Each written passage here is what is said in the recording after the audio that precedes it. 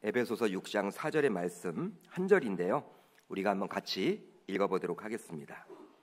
시작. 또 아비들아 너희 자녀를 노엽게 하지 말고 오직 주의 교훈과 훈계로 양육하라. 아멘. 하나님의 말씀입니다. 오늘은 이러한 제목으로 그리스도인의 자녀 교육이란 제목으로 좀 은혜를 나누고자 합니다. 5월은 가정의 달인데요.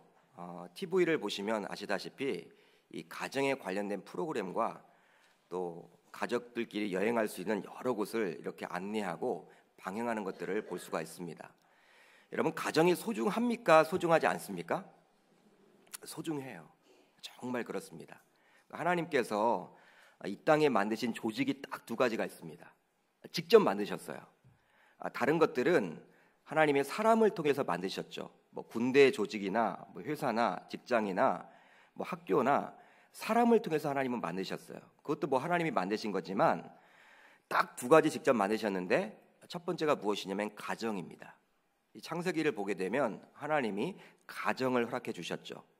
다음으로 무엇입니까? 신약 시대에 들어와서 교회입니다. 그러니까 가정과 교회는요 뗄래야 뗄 수가 없어요. 5월 가정의 달을 맞이해서 여러분 우리 가정이 어떻게 회복되면 좋을지 지금 잘하고 있는지 궁금하시기도 하시고 이렇게 살아가는 것이 정말 하나님이 원하시는 가정의 모습일지 궁금하기도 하실 것입니다. 그렇지만 이 소중한 가정을 우리가 어떻게 지켜야 할지 또 어떻게 이렇게 살펴야 될지 난감할 때가 많이 있는 것도 현실입니다. 잘 모르기 때문에. 하나님을 모르는 세상 사람들이 추구하는 가정의 모습과 신자인 저와 여러분들이 이루고자 하는 가정의 모습은 분명히 달라야 해요. 그럼에도 불구하고 별반 다를 바가 없는 것이 요즘 우리들의 현실이 아닌가 생각을 해봅니다. 그러기 이번 5월 기도의 11조에서는요 한번 따라합니다. 행복한 가정, 행복한 가정, 나의 가정, 이러한 제목으로 좀 은혜를 좀 나누려고 해요. 에베소서 말씀을 보게 되면요 놀랍게도 교회론에 관련된 말씀입니다. 여러분, 사도 바울이 오간에서 이 교회가 얼마나 중요한지, 교회가 무엇인지, 교회를 우리가 왜 다녀야 되는지 이러한 부분에 대해서 설명을 해줍니다. 그런데 중간중간에 바로 가정에 대해서도 또 기록을 하고 있다는 거예요. 가정에 대해서 부모 관계, 부모와 자녀과의 관계, 또 부부간의 관계, 이 가정에 대해서 설명을 해주고 있다는 것입니다. 이걸 통해서 우리는 무엇을 알 수가 있냐면 가정과 교회는 뗄래야 뗄 수가 없다는 것이죠. 여러분, 교회가 소중하죠. 교회가 소중한 만큼 가정이 소중하고요. 가정이 소중한 만큼 교회가 소중함을 바울은 우리들에게 이야기를 해줍니다. 저는 이 에베소서 말씀을 이제 3일 동안 살펴보게 될 텐데 이 말씀을 통해서 우리의 가정이 어떻게 다시금 회복되면 좋을지 생각해 보고자 합니다. 오늘은 첫째 날로서 그리스도인의 자녀 교육에 대해서 한번 살펴보도록 하겠습니다. 이 자녀 교육, 이 자녀 양육만큼 어려운 문제는 없는 것 같아요. 여러분, 자신 있다 한번. 나는 이 자녀 교육 전문가다. 여러분 한번 손을 한번 들어보세요. 진짜 손은 들지 마시고. 없어요, 여러분들. 정말 없어요. 이게 만만치가 않아요. 내 마음대로 되지 않는 게 이 자녀 문제예요. 여러분들, 훌륭한 목사님들, 존경받는 목사님들도 이 자녀 문제 때문에 여러분 이렇게 노후에 힘들어지는 경우들도 우리는 많이 봤어요, 주변에서. 그런 분조차도 이 자녀 교육이 안 되는구나. 저도 마찬가지예요, 여러분들. 제가 이제 당회 면접을 보게 될 때 우리 교회 청빙 과정에서 당회 장로님들이 물어본 것 가운데 이 가정의 소중함에 대해서 많이 물어봤어요. 목사님은 사역은 참 잘하실 것 같은데 이 자녀들 어떻게 교육을 시키고 있느냐. 저도 여러분 솔직히 이야기를 했죠. 자신은 없습니다, 여러분. 그렇지만 하고 있는 것들을 그냥 정직하게 이야기를 했습니다. 오늘 이 시간 여러분들, 저와 여러분들이 함께하면 좋겠어요. 어떤 말씀을 가지고 함께하냐면 이 자녀 교육에 대한 말씀을 가지고 이제 듣는 것으로 머무르는 것이 아니라 이 말씀을 가지고 레마로 삼아서 이 말씀대로 순종해 나가는 거예요. 그러니까 오늘보다 나은 내일, 내일보다 나은 모레가 되었으면 좋겠다. 저는 그런 마음을 갖습니다. 여러분, 해보는 겁니다. 그렇게 해나가시면 하나님이 우리의 자녀들 회복도 시켜주시고 좀 더 나은 가정이 되어서 우리 하나님 앞에 영광을 올려드리는 귀한 자녀들이 될 줄 주의 이름으로 축복합니다. 삼성그룹 창업주였던 고 이병철 씨가 생전에 이런 유명한 말을 남겼다고 합니다. 자신의 마음과 생각대로 잘 되지 않았던 세 가지가 있더라는 거예요. 첫 번째 무엇이냐면 골프입니다. 골프. 이 골프장에 가면 컨디션이 좋기 때문에 한번 이번에는 잘 될 것 같은데 이게 마음과 생각대로 안 되는 거예요. 이 남자분들 가운데 지금 골프 치시는 분들은 동의를 하실 거예요.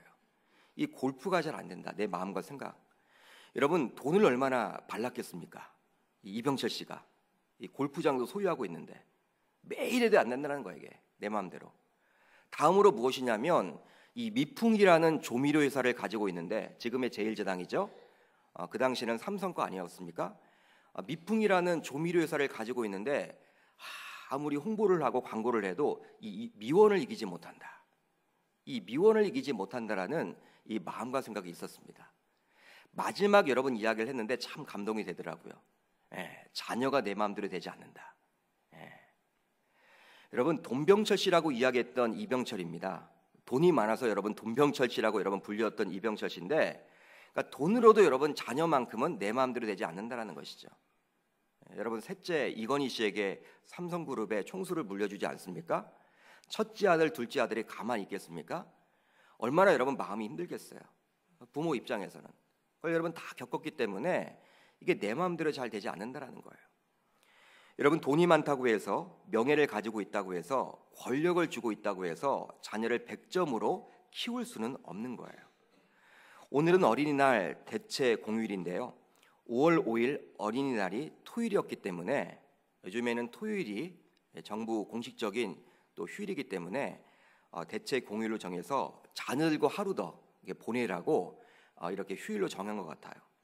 이렇게 지금은 나라에서도 자녀들에게 관심을 기울이고 있지만 불과 몇십 년 전만 해도 우리나라에서는 어린이날을 제정하지 않으면 않을수록 말이 꼬이네요, 그죠? 제정해야지만 될 정도로 어린이들에게 관심을 기울이지 않았다라는 거예요. 여러분 어린이들은 그냥 천덕꾸러기였고 그냥 무시하기 일쑤였습니다. 자녀들 하면요 뭐 존대받지 못했어요. 존중받지 못했어요. 여러분 정말 자녀들이 존중받으면요 어린이들이 필요할까요? 필요하지 않을까요? 필요하지 않겠죠. 필요 없겠죠. 매일매일 여러분 어린이날인데 그게 왜 필요합니까? 소파 방정환 선생님이 이렇게 어린이날을 제정할 때는요 일제시대 아니었습니까? 어린이 하면요 그냥 하대받았던 그냥 부모의 놀잇감, 장난감 취급을 당했던 그러한 시절이었어요. 그런 시절이다 보니까 소파 방정환 선생님이 어린이날을 제정하게 된 것이죠. 그러나 요즘은 완전히 달라졌습니다. 달라졌어요. 집안의 모든 것들을 자녀들이 결정하게 되었습니다. 어느 정도냐면요, 이 차를 구입할 때도 자녀들이 여러분들 선택권이 있어요. 또 아파트로 여러분 이사를 갈 때도요, 뭐 자이로 가야 하느냐, 이 편한 세상으로 가야 하느냐, 여러분 누가 결정합니까? 부모가 결정할 수도 있지만 자녀들이 그걸 원하면 그쪽으로 가더라고요. 저는 놀랐습니다. 심지어 교회를 선택할 때도 그러더라고요. 예전에는 부모가 교회를 선택하면요 자녀들은 그냥 따라갔죠. 뭐 주일학교가 마음에 안 들어도 그 부모가 선택을 했어요. 근데 요즘은 아니에요. 새가족부에 있어 보면요 자녀들 교육 때문에 우리 교회 등록했습니다, 이런 분들도 은근히 많아요. 그러니까 자녀들 때문에 부모들이 오는 거예요. 부모들이.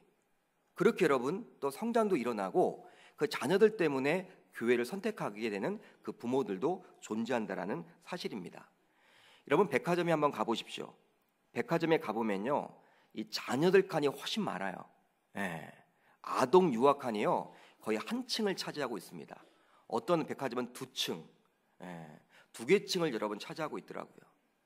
그만큼 어른들은 이제 부모는요 자신은 아끼면서도 이 자녀들에게 모든 것을 주고 싶은 게 바로 이 부모의 마음 아닐까 생각을 해봅니다.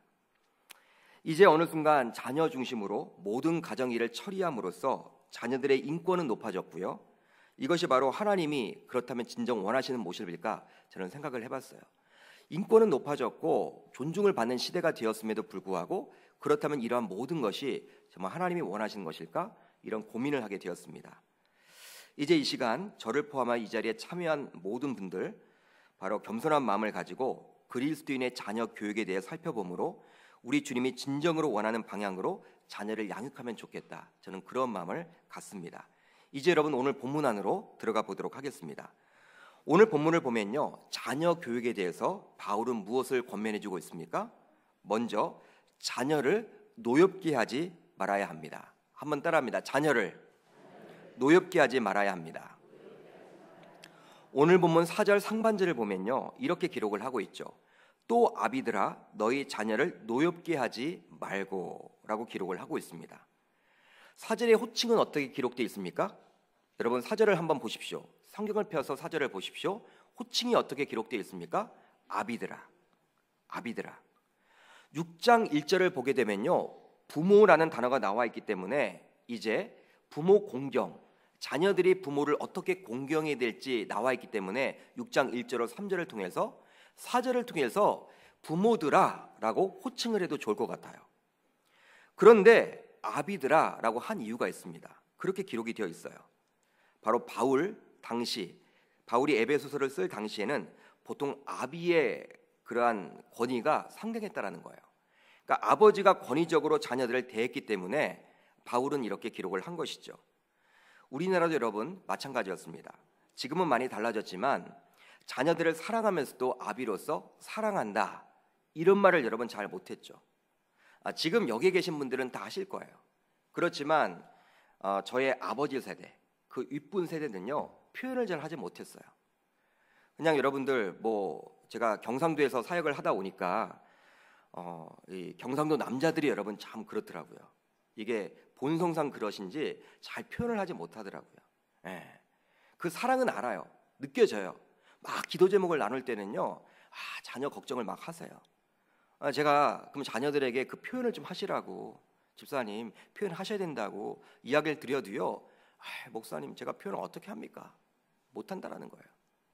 사랑하지만 표현이 안 되는 거예요. 제가 목동에서 사역할 때 테이블 리더로서 내적 치유 수양회를 간 적이 있었습니다. 내적 치유 수양회는 무엇이냐면요, 내적으로 있는 그 쓴뿌리를 그리스도의 그 복음으로 치유하는 그러한 프로그램이었어요. 교회에서 여러분 그런 프로그램이 있어서 이 교육자이기 때문에 테이블 리더가 되어서 10명의 남자 집사님들을 제가 담당해 드렸습니다. 그러니까 1박 2일 동안 강의를 듣고 나누고 기도하고 그러한 시간이 계속 반복되었어요. 1박 2일 동안. 여러분 얼마나 힘들겠습니까? 근데 하루도 여러분 이제 첫날 이제 강의를 들었어요. 밤이 되었는데 강의를 들었습니다. 그러면서 나누는 내용이 무엇이냐면 남자 집사님들과 자신에게 있는 쓴뿌리가 무엇이냐 나눴어요. 지금도 기억나는 분이 있는데 어떤 분이었냐면 제가 겉으로 보기에는 아무 문제가 없어요. 이분이 여기 왜 왔나? 내적 치유 수양에 올 분이 아니다. 모태 신앙인이고 신앙도 좋게 보이고 봉사도 하고 계셨고 그냥 왜 왔는지 모르겠어요. 오셨더라고요. 알고 보니까 자신은 하나님 아버지라고 이야기를 하는데 이 사랑이란 것과 연결이 안 된대요. 그냥 하나님 아버지 하면 공이래요. 자신을 치시는 분이지 자신이 잘못하면 벌을 주는 하나님이시지 자신을 살아가는 분은 아니라는 거예요. 왜 그렇습니까? 제가 궁금해서 여쭤보니까 자신의 어릴 적 아버지의 모습이 그랬다라는 거예요. 아버지가 항상 자신을 때리기도 하고 또 말로 함부로 하기도 하고 하대하고 잘못하면요 쥐어받고 그런 것만 있었지 자신에게 항상 활짝 웃으면서 살갑게 대했던 모습은 보지 못했다라는 거예요. 그러니까 어릴 적에 그의 모습이 바로 트라우마에 갇혀 있어서 이제 하나님 아버지, 이제 자신은 자녀를 갖추었고 장성한 어린이 되었음에도 불구하고 하나님 아버지 하면요 사랑이 떠올라야 할 텐데 사랑이 떠오르지 않고 공의만 떠오른다라는 거예요. 여러분 참 안타까웠습니다. 이게 그분의 쓴뿌리죠. 여러분 그걸 해결하지 못하면요 신앙생활을 제대로 해나갈 수가 없는 거예요. 분노가 일어요. 여러분 분노가. 여러분 하나님 하면요 사랑의 하나님이 먼저 떠올라야 하는데 이 공의 하나님이 떠오르니까 내가 잘못하면 하나님이 또 벌 줄 텐데 이런 마음이 계속 드는 거예요. 어떻게 그런 마음을 가지고 제대로 신앙생활을 해나갈 수가 있겠습니까? 힘든 거죠. 여러분 제가 밤새워서 그분과 우리 동역자들과 같이 기도했던 그 장면이 지금도 떠오릅니다. 오늘 본문에 나오는 로마 시대에도 역시 자녀들에게 엄한 아버지가 많았던 것 같아요. 그렇게 아비들아 라고 부르고 있는 것이죠. 그렇다고 어머니들이 4절 상반절에서 자유할 수는 없는 것입니다. 한마디로 아비드라라고 호칭을 하고 있지만 이것은 아버지와 어머니를 모두 포함하는 거예요. 당시 부모 가운데 대표성을 지닌 것이 아비였습니까? 어미였습니까? 아버지였기 때문에 아비드라라고 부르고 있는 것이죠. 바울은 아비드라라고 호칭하면서 아버지의 권위를 확고히 하려고 하는 것 같지는 않아요. 우리가 오해해서는 안 되는 것이 이 바울은 아비드라라고 호칭을 함으로 인해서 아버지의 권위를 좀 더 높이려고 한 것은 아닙니다. 분명한 것은 그렇습니다. 결코 아니에요. 그보다 그는 가혹한 대우의 재환을 두려고 한 것이죠. 부모르다라고 하는 것보다는 아비드라라고 하면 아버지들이 좀 더 관심을 가지고 오늘 말씀에 귀를 기울일 거 아닙니까? 여러분, 부모들을 하면요, 아버지들은 나도 아니니까, 나도 부모지만 뭐 안 해도 부모니까 이렇게 핑계를 댈 수가 있겠지만 오늘 본문을 보시면요, 아비드라 분명히 나와 있기 때문에 엄한 아버지들, 여기에 관심을 기울일 수밖에 없는 것이죠. 그런 의도가 있기에 바울은 아비드라라고 지금 시작을 하고 있는 거예요. 여러분들도 아마 동의하실 것입니다. 자녀들이 어느 정도 자신들의 생각과 가치관이 형성되면요, 소위 말을 잘 듣지 않더라고요. 부모의 생각대로 움직이질 않습니다. 어릴 적에는 귀엽기라도 했지만 이제 아이들이 성숙해져서 사춘기에 접어들게 되면요, 이제 부모의 행동에 말에 토를 다는 경우들이 종종 많이 생겨요. 요즘 부모님들 얼마나 스트레스가 많습니까? 직장 상사에게서 받는 스트레스, 고객들에게서 받는 스트레스가 참 많은데, 그래서 어느 때보다도 지금 우리는 스트레스 지수가 높은 시대를 살고 있는데, 좀 안식을 취하고자 집에 왔는데 이 자녀들로 인해서 스트레스가 더 심해진다라고 그래요. 참다 어느 날 폭발해 버리는 경우도 있죠. 자신도 통제가 안 되는 경우가 생기는 것입니다. 이렇게 되면 그 자녀는 어떻게 되겠습니까? 자신이 아직 부모보다 힘이 약하다라고 생각되면 우선 마음속으로는 대항하고 싶지만 행동으로 옮기진 않아요. 자신이 아직 부모에게 대항해봤자 맞으니까. 그런데 여러분, 어떻게 돼요?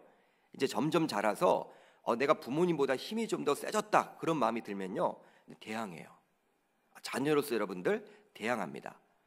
부모에게 여러분 따지고 듭니다. 왜 그러느냐고. 그렇게 하지 마시라고. 그리고 심지어는 집을 나가는 극단에 처하는 경우들도 있더라는 거예요. 바울은 오늘 본문을 통해서 자녀가 부모에게 화를 표출할 정도로 자녀를 괴롭히지 말라고 우리들에게 권면해 주고 있습니다. 직장에서 받은 스트레스가 있다면 그것을 운동이나 기타 다른 방법으로 풀고 자녀와 마주 앉아야 된다라는 거예요. 자녀가 스트레스를 주어도 부모로서는 참고 인내하는 방법밖에 없습니다, 여러분. 자녀를 이겨먹어서 어떻게 하겠습니까? 방법이 없다라는 거예요. 바울 당시에는 보통 자녀 중심이 아니라 아비 중심의 사고로 가정을 운영했습니다. 헬라 세계에서 가장은요, 자녀들에 대해 절대적인 권위를 가지고 있었습니다. 특별히 로마 사회에서 가장은요, 가족 구성원들에 대해 절대적인 권세를 휘둘렀어요. 가장의 말이 곧 법이었습니다. 여러분, 제가 이렇게 살펴보니까 선천성 장애를 갖고 태어난 자녀를 이 아비는요, 이 가장은 죽일 수도 있었대요. 법의 심판을 받지 않고 죽일 수도 있었대요. 그리고 원치 않는 딸은요, 버리거나 노예로 팔 수 있는 권리가 있었다고 합니다. 그러니까 여러분, 아버지 하면요, 이 권위의 권위. 다 가지고 있는 거예요. 집안의 모든 것들을 다 통치할 수 있는 왕이란 것입니다. 그러니까 법으로도 여러분 통제받지 않는 거예요. 이 딸들은 팔아버려도 돼요. 그리고 장애를 가지고 태어난 자녀들은요, 법으로 이렇게 여러분 처벌받지 않고 그냥 처분할 수 있는 거예요. 완전히 여러분 자녀들은요, 뭡니까? 종이었습니다. 노예였습니다. 우리나라 조선시대를 생각하면 쉬울 것 같아요. 엄마 중심도 아니고 자녀 중심도 아니고 오직 가장이었던 누구 중심이었습니까? 아비 중심이었죠. 그런 시대에 바울의 자녀를 인격적으로 대하고 그 감정을 고려해야 된다고 한다는 것은요, 가히 혁명적이었죠. 우리가 지금 읽어 내려가지만 그 당시 에베소 교인들이 이 말씀을 읽었을 때 어떤 여러분 마음이 들었겠습니까? 야, 우리의 문화와는 너무나 다르다. 야, 자녀를 노엽게 하지 말고, 이건 뭐지? 아비들아, 너희 자녀를 노엽게 하지 말고, 이건 뭐 하는 얘기야? 말도 되지 않는 것이지. 로마 시대에는 자녀를 노엽게 해야 되는데, 나의 놀이개인데, 내 감정에 휘둘려서 이 자녀들을 통제하면 되는 것인데 어떻게 사도 바울은 이렇게 이야기를 하고 있지? 여러분, 의문이 드는 거예요. 가히 혁명적이었죠. 오늘 본문을 앞부분과 연결해 보면요, 아버지 그리고 어머니는 자녀에게 순종과 공경을 가리켜야 했습니다. 가리켜야지만 그들이 순종하고 부모를 공경하게 되기 때문이죠. 그런데 이것을 가리킨다라는 이유로 자녀를 노엽게 해서는 안 된다라는 거예요. 부모라고 해서 무조건 강압적으로 해서는 안 된다라고 오늘 본문은 이야기를 해주고 있는 것이죠. 그리스도인 가정들은 자녀들을 하나님의 형상으로 창조된 고귀한 존재로 인정을 해야 되고요, 그들의 인격과 감정 그리고 의사를 존중하라는 것입니다. 그들을 화나게 할 수 있는 모든 잘못된 태도와 말과 행동을 하지 말라고 우리들에게 권면해주고 있는 거예요. 권위의 남용, 그리고 지나친 게 엄한 훈련, 지나친 요구, 불공평한 태도, 지나친 잔소리 등은 피하라는 거예요. 그런데 놀라운 점은요, 노엽게 하지에 해당하는 원어 파로르 기제테라는 단어를 쓰는데, 이 파로르 기제테라는 헬라어 단어는요, 바로 현재 명령형이더라고요. 여러분, 현재 명령형은 무엇입니까? 일회성이 아니라는 거예요. 일회성이 아니라 무엇입니까?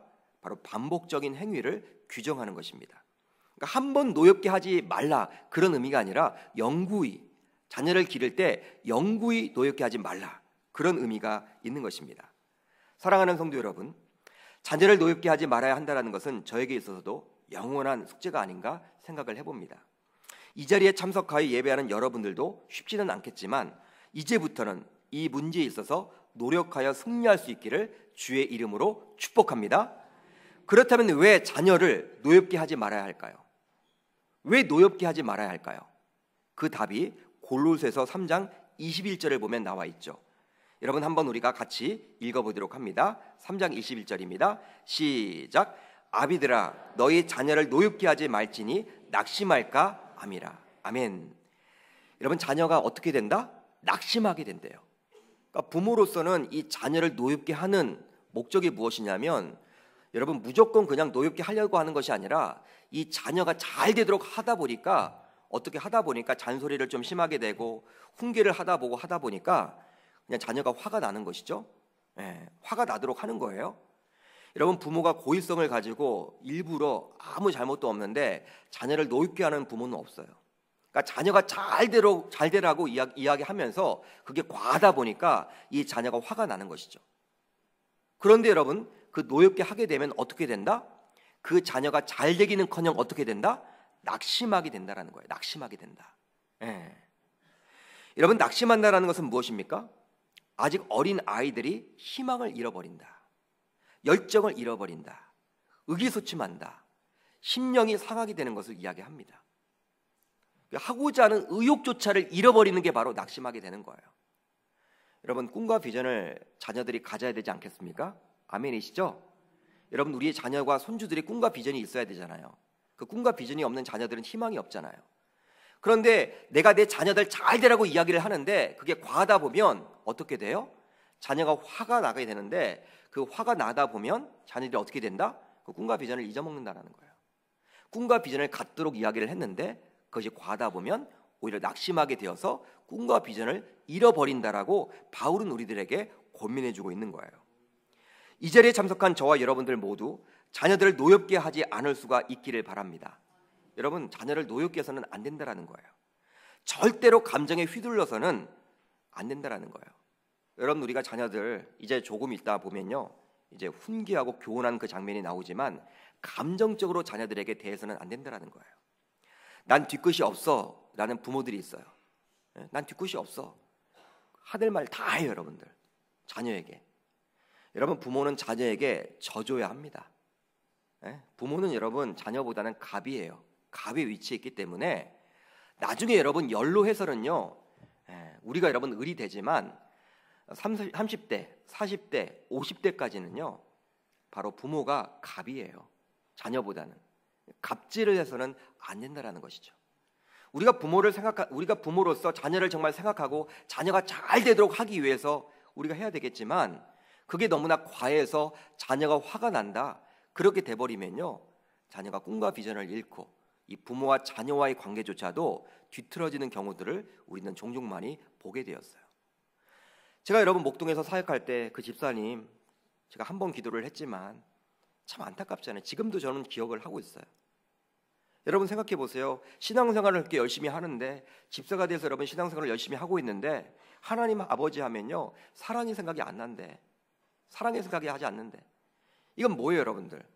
아비로서 잘못한 거잖아요. 모태신앙 가정인데 잘못 배운 거잖아요.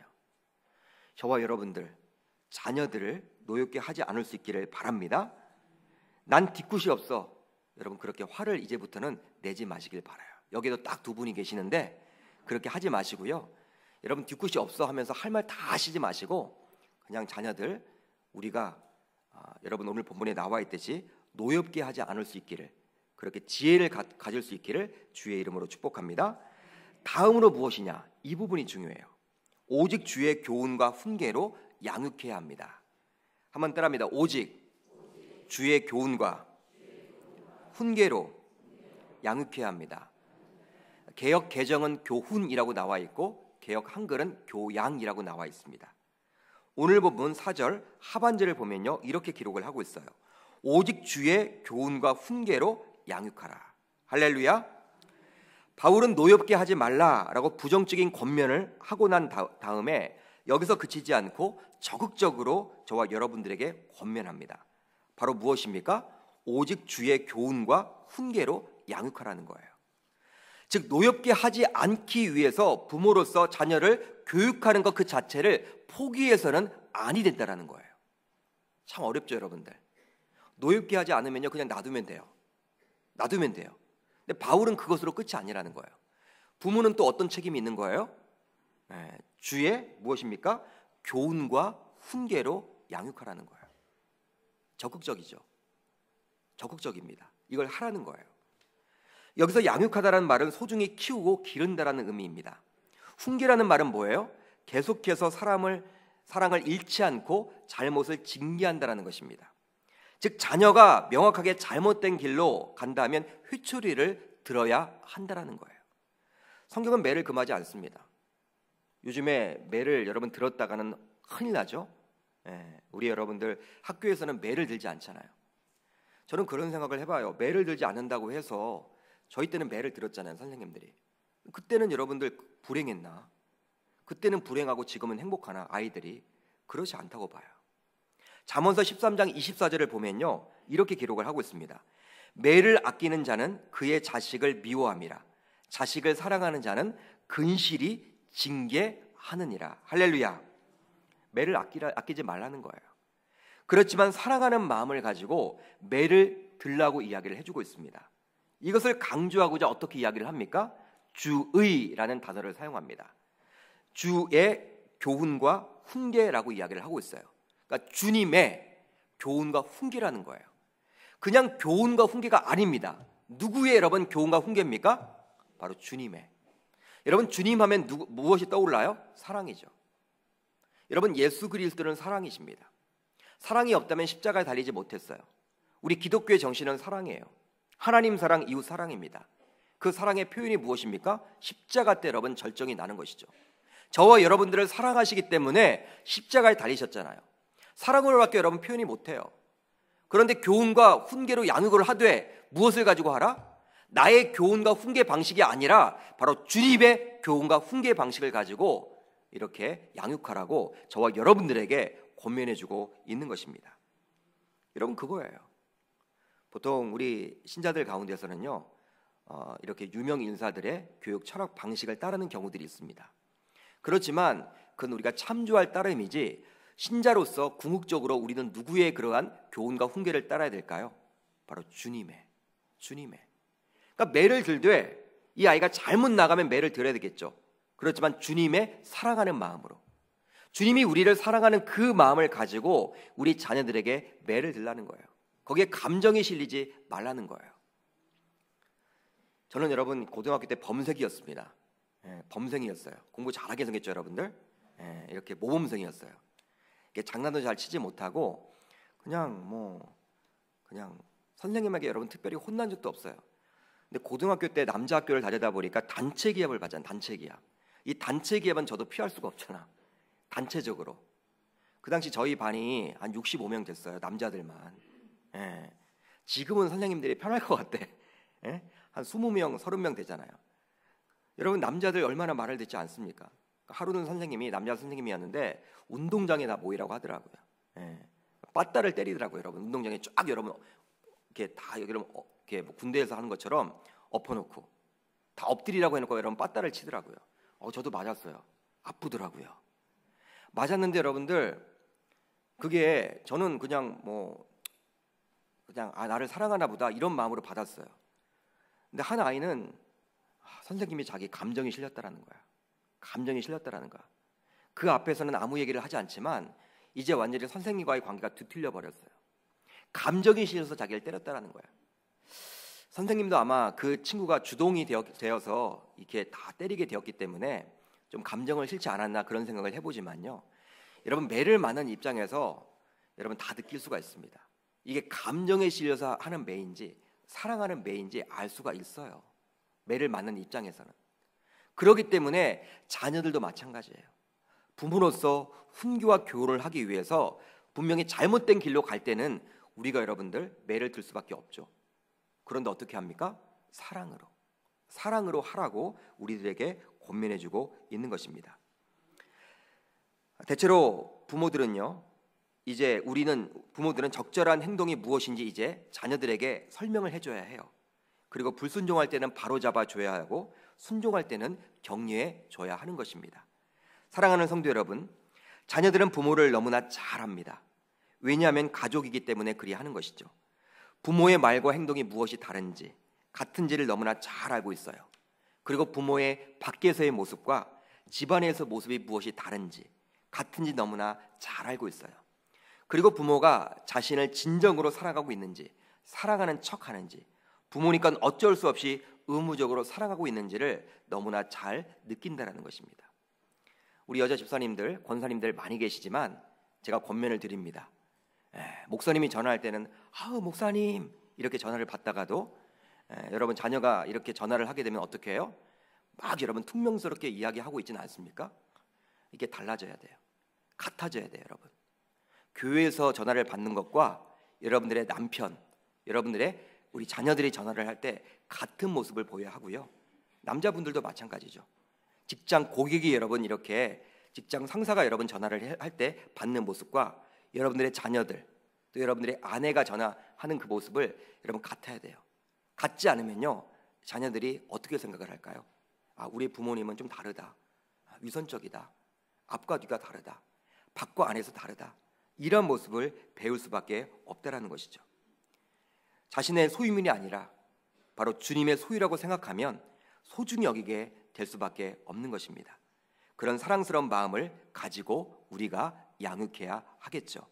신명기 6장 5절로 9절을 보면 이렇게 기록을 하고 있습니다. 이 말씀을 읽고 우리가 이제 마치려고 하는데요. 같이 읽어보도록 합니다. 시작. 너는 마음을 다하고 뜻을 다하고 힘을 다하여 내 하나님 여호와를 사랑하라.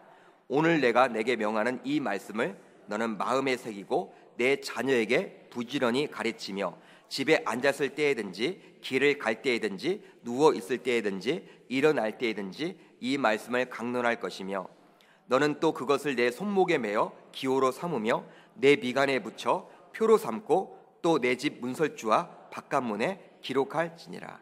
아멘. 아멘. 여러분 오늘 본문 바울이 권면하고 있습니다. 어떻게 권면을 합니까? 자녀를 노엽게 하지 말라. 저와 여러분들 그렇게 하시기를 바랍니다. 다음으로 무엇입니까? 오직 주의 훈계와 교육으로 양육해야 한다. 주의 사랑이 있어야 된다. 매를 들되 사랑의 매를 들고 권면해 주시고 그 아이들을 잘 다스려 주시기를 주의 이름으로 축복합니다. 이게 바로 두 가지 교훈이에요. 그냥 아이들을 방치해서는 안 돼요. 방치만 해서는 안 돼요. 그 아이들이 바른 길로 갈 수 있도록 매를 들 수 있되 그 매에 무엇이 실려야 된다? 사랑이 실려야 된다. 그런 마음을 가지고 나아간다면 우리 자녀들이 정말 하나님의 뜻대로 잘 자라게 되리라 저는 믿습니다.